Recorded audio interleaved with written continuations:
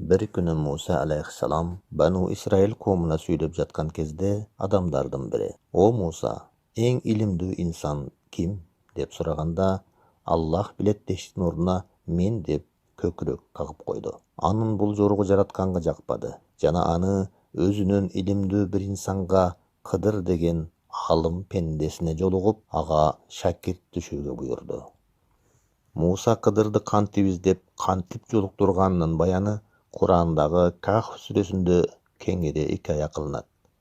Ошентип Кыдыр менен Musa инсаният тарыхындагы Залкар пайгамбар менен эң залкар алым кемеге чыгып сүйлөшүп бара жатышты. Бир маалда кеменин кашатына суу чымчып конуп, ичке тумшугу менен тамчы-тамчы суу иче баштады. Ошондо Кыдыр аны Мусага көргөзүп: "О Musa, эгер Аллахтын илимин ушул чалкыган деңиздей турган болсок, экөөбүздүн илимибиз кошулса да тиги чымчыктын оозундагы тамчы сууга арзыбай калат" деди.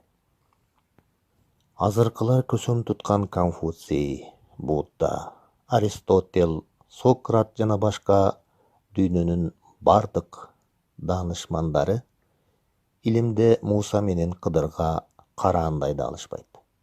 Ал эми бул эки залкардын илими Аллахтын илиминин алдында тамчы болууга да арзыбай турат.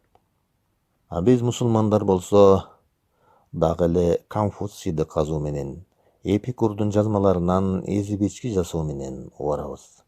Аллахтын мухитте илими болгон Куранды казуу, андан суусунубузду кандыруу оюбузга да келбейт. Же туура жолду Аллахтын илиминен издебей, дини бөлөк Декарттан, сүннөт билбеген Спинозадан издегенибиз жалганбы? Оозубузду Европадан чачылган тамчыларга тоскондун ордуна өз колубуздагы мухиттен шимирсек кандай дейсиңер?